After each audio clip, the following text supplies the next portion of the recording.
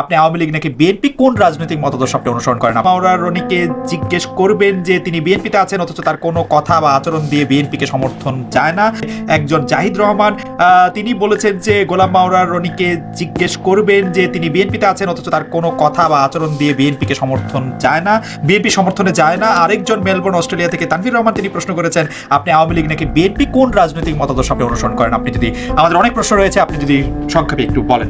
আমি যখন 2009 সনে সংসদ সদস্য হলাম আওয়ামী লীগের, আমি কিন্তু তখনও যে কাজটা করেছি সেটা হলো আওয়ামী লীগের ভালো দিকগুলো বলেছি এবং মন্দ দিকগুলো সঙ্গে সঙ্গে বলেছি, এবং বিএনপির ভালো দিকে বলেছি, মন্দ দিকেও বলেছি। ঠিক সেই চরিত্রটাই আমি এখনো বহাল রেখেছি। অর্থাৎ আমি আমার মতো দৃষ্টিকোণ থেকে যেটা জাতীয়ভাবে আওয়ামী লীগের ভালো বলছি, বিএনপির ভালো যেটা বলছি, মন্দ যেটা বলছি, কিন্তু সত্যিকার অর্থে টিপিক্যাল যে বিএনপি বলতে যেটা বোঝায় যে কেবলই মাত্র বিএনপির কথা বলতে হবে এবং আওয়ামী লীগের কোনো ভালো দিকটা দেখা যাবে না, এই কাজটি আমি আসলে অতীতেও করিনি, এখনো করছি না, হয়তো আগামী দিনেও আমি এটা পারবো না করতে। এটা এখন এই যে আমার যে একটা অবস্থা, আমার মতই থাকবো। এখন এটা যদি কেউ মনে করে যে না তার এই চরিত্র দ্বারা বিএনপি হবে না, সেটা তার ব্যাপার, বা এই চরিত্র দ্বারা আওয়ামী লীগে এটা হবে না, এটা তার ব্যাপার। কিন্তু আমি মনে করি যে আমি সেই 2009 সন থেকে যখনই জনগণের সামনে আসছি, আমার অনেক কথা যে সব যে রাইট নট লাইক দ্যাট, অনেক সময় ভুল হতে পারে, ভ্রান্তি হতে পারে, কিন্তু আমি যেটা আমার গুড ফেথ, গুড ট্রাস্টে যেটা ভালো মনে করি সেটা লিখি এবং সেটা বলি। এই হলো অবস্থা। তো মানে আপনার যে কথা বলা সেটি কি, যেহেতু আপনি এখন বিএনপি করেন, সেটি বিএনপি সমর্থনে কি যায়? প্রশ্নটি করেছিলেন আমাদের দর্শক, সেটি কি আপনি মনে করেন যে আপনি আপনার কথা বা আচরণ বিএনপি সমর্থনে? এখন এটা ভালো করে যারা আওয়ামী লীগের কট্টর রয়েছেন আমার পর্যায়ে তারাই বলতে পারবেন, কারণ আমি নিয়মিত লেখালেখি করছি। আজকে প্রায় প্রতি সপ্তাহেই বাংলাদেশের একটা প্রথম শ্রেণীর পত্রিকার ফার্স্ট এডিটোরিয়ালটা লিখছি, কিন্তু এখনো পর্যন্ত বিএনপির বিরুদ্ধে লিখেছি বা আওয়ামী লীগের পক্ষে লিখেছি এরকম কোনো ঘটনা আমি দেখিনি। এবং বিএনপির যারা হাইকমান্ড রয়েছেন তারাও সেই সমস্ত লেখার প্রশংসা করেন যে না এই মুহূর্তে এই লেখাগুলোর দরকার রয়েছে। কিন্তু যেটা বোঝায়, যেটা বোঝায় যে রাজপথে নেমে তারপর সে বিএনপির পক্ষে জেল জুলুম হলি অন্য নেতাকর্মীদের মতো, আসলে একটা দলে বিভিন্ন ধরনের লোক থাকে। তো এখন যে লোক কলম যোদ্ধা, তাকে যদি আপনি হাতে কোদাল দিয়ে দেন সে পারবে না। কারণ আমার যে কোয়ালিটি আছে, যে কারণে বিএনপিতে আমি স্থান পেয়েছি, সেটা আমার লেখালেখির জন্য, আমার বক্তব্যের জন্য, তো সেটা আমি আমার আগের মতোই চালাচ্ছি। কিন্তু বিএনপি কি ঠিক আপনাকে ট্রাস্ট করতে পারে? কারণ আপনি একজন আওয়ামী লীগের সংসদ সদস্য ছিলেন, আওয়ামী লীগের অনেক গুরুত্বপূর্ণ, আওয়ামী লীগের হয়ে আপনি অনেক গুরুত্বপূর্ণ কথা বলেছেন। তো বিএনপি কি আপনাকে ঠিক ট্রাস্ট করতে পারে যে আপনি আসলে আবার কোনো সুযোগ পেলে হয়তো বিএনপিকে ছেড়ে যাবেন না? বিএনপির যে সময়টাতে যোগদান করেছি ওই বিশেষ ক্রিটিক্যালটা, ওই সময়টাতে খুব মানুষ সাহসী না হলে এবং ওইরকম যদি তার একটা কনফিডেন্স না থাকতো, তাহলে ওই সময়টাতে আসলে কেউ আওয়ামী লীগ থেকে বিএনপিতে যোগদান করে। আমি আসলে একটা বোধ এবং বিশ্বাসের জায়গা থেকেই বিএনপিতে গিয়েছি, এবং আমার সাথে বিএনপির যে হাইকমান্ড একটা জিনিস বোঝার চেষ্টা করেন খালেদ, যে আমাদের বিএনপি প্রতিষ্ঠিত হওয়ার পরে জাস্ট 1 ঘন্টার নোটিশে আমি যেভাবে বিএনপির মতো একটা দলের মনোনয়ন পেলাম এবং এখনো পর্যন্ত সেটা কি আছে, এটা ব্যতিক্রম ধর্মী ঘটনা। এবং যেই সময়টাতে আমি গিয়েছি এখনো আছি, বিএনপি থেকে আসলে আমার ওরকম পাওয়ার ঠিক ওরকম যদি রাজনৈতিক অভিলাষ থাকতো তাহলে তো আমি আওয়ামী লীগে থাকতে পারতাম অনেক সুন্দরভাবে। কিন্তু রনি ভাই একটি দর্শক এই প্রশ্ন করছেন, আমার মনে হয় প্রশ্ন আছে যে আপনাকে যদি, আপনি আওয়ামী লীগের নমিনেশন চেয়েছিলেন, আওয়ামী লীগ যদি আপনাকে মনোনয়ন দিত তাহলে কি আর আপনি বিএনপিতে যেতেন? না, আমি আওয়ামী লীগে মনোনয়ন দিলে আমি অবশ্যই বিএনপিতে যেতাম না, আমি আওয়ামী লীগই থাকতাম। কিন্তু এটা সত্য যে এই কারণে আবার আগামীতে আওয়ামী লীগ যদি মনোনয়ন দেয় আমি আবার আওয়ামী লীগে যাবো কিনা এটার কোনো সম্ভাবনা নেই। এর কারণ হলো যখনই আমার একটা সম্ভাবনা ছিল দলের যে জায়গাটাতে, ওই সম্ভাবনার জায়গাটাতে আমি যখন মনোনয়ন পেলাম না, তখন আমার কাছে মনে হয়েছে যে এই দলে আমার যে বিশ্বাস ছিল, আমার যে প্রয়োজন ছিল, আমার যে চাহিদা ছিল বা আমার যে একটা অবস্থান ছিল, সেই জায়গাটাতে আমার কাছে মনে হচ্ছে যে আমি তাদের কাছে ইফেক্টিভ নই।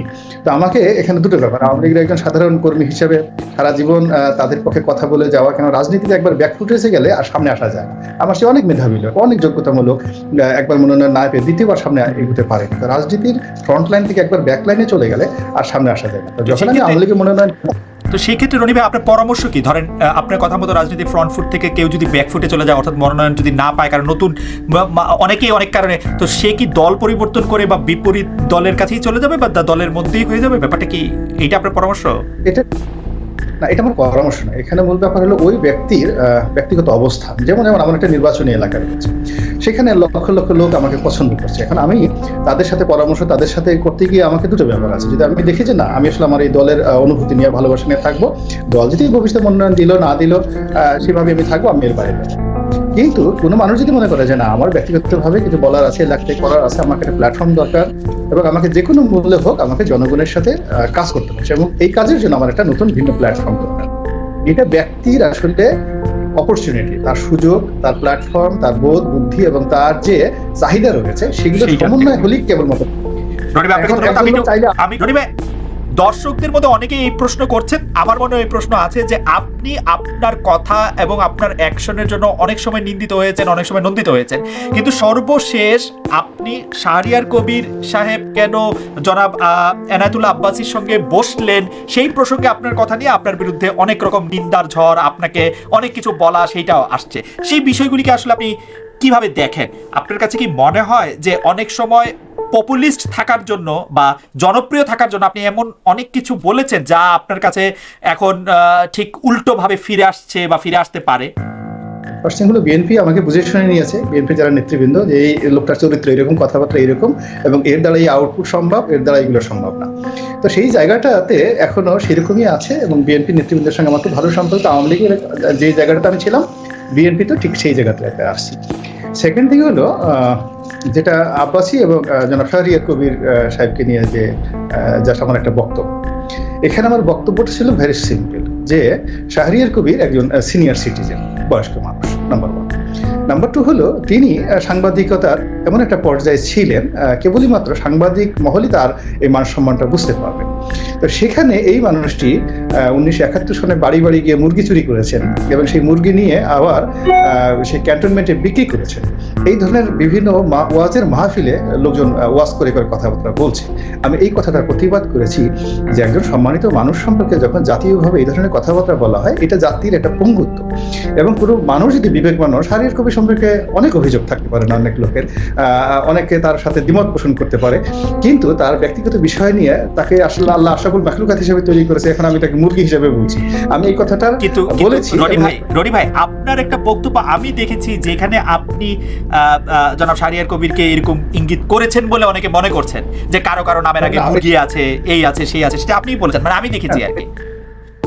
হয়তোবা এরকম কথা আমি বলতে পারি, এই কথাটা আমি বলতে পারি বিভিন্ন সময়টাতে। এর কারণ হলো যখন আমি এই কথাগুলো বলেছিলাম যে আমাদের খণ্ডিত অংশ দেখলে হবে না, আমি এখনো যে কথাগুলো বলছি এটাকে যদি আপনি খণ্ডিত করেন তাহলে এটা ভুল বোঝাবুঝি হবে। যে আমাদের জাতির এমন একটা সময় ছিল যখন নামের সঙ্গে শেরে বাংলা যুক্ত হতো, বাংলার বাকসার আশুতোষ মুখোপাধ্যায় যুক্ত, কিন্তু পরবর্তীতে 80-র দশকে এসে দেখা গেল যে মানুষের নাম বিকৃত করার একটা প্রবণতা চলে এলো। কারো নামের সাথে মুরগি আসে, কারো নামের পাশে চাকু আসে, টোকাই সাগর আসে। তো এটা বেসিক্যালি জাতিগতভাবে একটা হীনতার পরিচয়। এই যে আমি লাস্টের যে ওয়ার্ডটা বলেছিলাম, সেই ওয়ার্ডটা না বলে ওই যে নামের সাথে মুরগি আছে এটাকে ফাউন্ড করে সবাই বলার চেষ্টা করছে যে রনি সাহেব তো তখনও মুরগি বলেছে। কিন্তু আমি এখন যে কথাটা বলছি এই কথাটাও তখন ছিলাম, যে আমরা বিভিন্ন লোককে, কোনো লোককে পছন্দ হলো না, অমনি তার সঙ্গে একটা উপাধি আমরা জুড়ে দিলাম, খুব বাজে একটা উপাধি। যেমন সবাই লিখতো লেজে হোমু এরশাদ, হ্যাঁ, লেফটেন্যান্ট জেনারেল হুসেন মোহাম্মদ এরশাদ।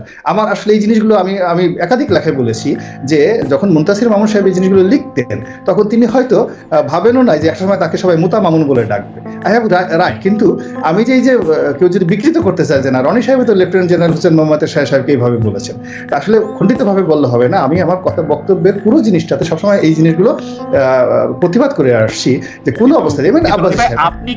আপনি কি নিজে, আমি যে এই কথাটা বলতেছিলাম যে অনেক সময় জনপ্রিয় থাকার জন্য, অনেক সময় অনেক বেশি মানুষের মন জয় করবার জন্য আপনি নিজেও কি এই ধরনের আলোচনায় অংশ নিয়েছেন বা এই ধরনের কথা বলেছেন, লেখা লিখেছেন? আপনার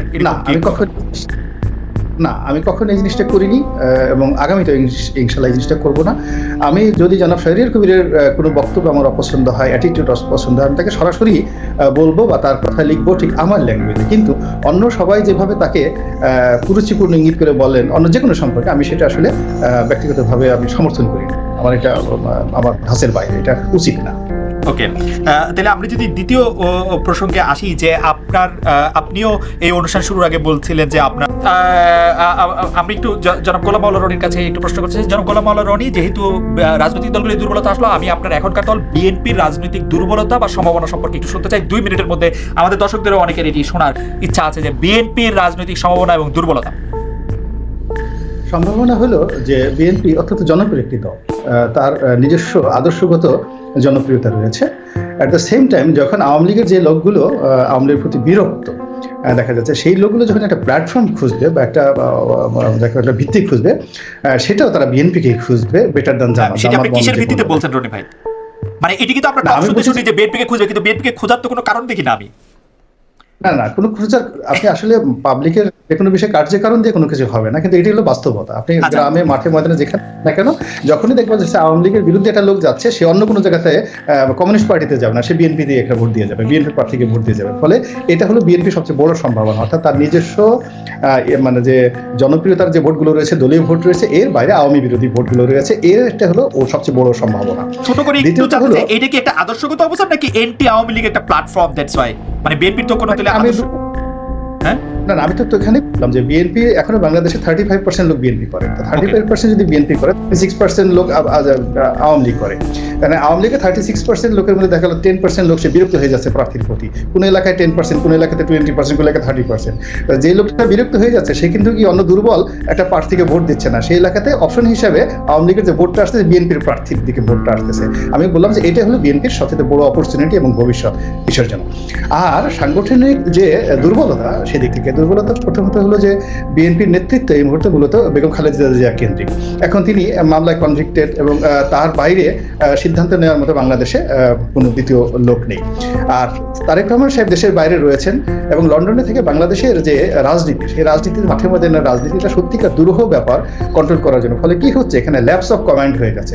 এখন উনি হয়তো লন্ডন থেকে যে কমান্ডটা দিলেন, সেই কমান্ডের ভিত্তিমূলে ওজন হলো 100 টন, কিন্তু এটা যখন এসে পল্টনের পার্টি অফিসে চলে এলো, এটা দেখা গেল 1 টন হয়ে গেছে, 99 টন এটা ইথারে ভেসে গেছে।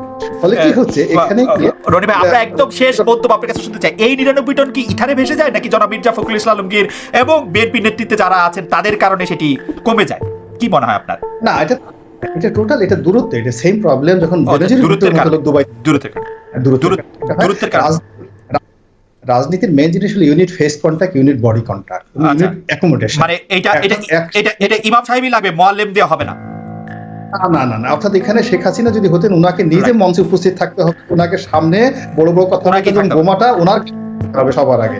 নেতা আহত না হলে উত্তেজিত হয় না। ওকে রনি ভাই, আপনাকে ধন্যবাদ। প্রকাশ ভাই, আমরা 1 মিনিটে আপনার কাছে ভোটাধিকার হরণের পিছনে কি আসলে সাংবাদিকদের ভূমিকা রয়েছে? থাকলে সেটা কেন, বা ভোটাধিকার কি হরণ হয়েছে কিনা আপনি কি মনে করেন? ভোটাধিকার মানে যে হরণের জন্য কেবল সাংবাদিক না, আমি মনে করি আমরা সবাই দায়ী, জনগণ দায়ী। এর কারণ হলো যে একটা অধিকারের প্রশ্ন যখনই আসে, যখন কেউ মনে করে যে এটার মালিকানা আমার আছে, তো মালিকানা যতক্ষণ না পর্যন্ত কেউ বিশ্বাস না করে যে আমার মালিকানা নেই, তখন সেখানে অধিকারের প্রশ্ন আসে না। যেই সময়টাতে মানুষ ভোট দিত, ভোট দেওয়ার জন্য জীবন দিত, সেই সময় তারা মনে করতো ভোটের মালিক আমি। কিন্তু আমাদের দেশের যারা মাস পিপল, যারা লোকজন রয়েছে, তারা কাগজ কলমে পেপার পত্রিকা এটা পড়ে যে আমার একটা ভোটের অধিকার আছে, কিন্তু এটা বিশ্বাস করার জন্য, এটা প্রয়োগ করার জন্য যে শক্তি দরকার, যে সামর্থ্য, ধরুন আপনার কাছে 1 লক্ষ টাকা আছে, এখন সেটা আপনি বুক পকেটে রেখে নিরাপদভাবে ঢাকাতে চলার জন্য আপনি যতটা সতর্ক হন, আপনার ভোটটার ব্যাপারে তার 100 ভাগের 1 ভাগও আপনি সতর্ক হন না।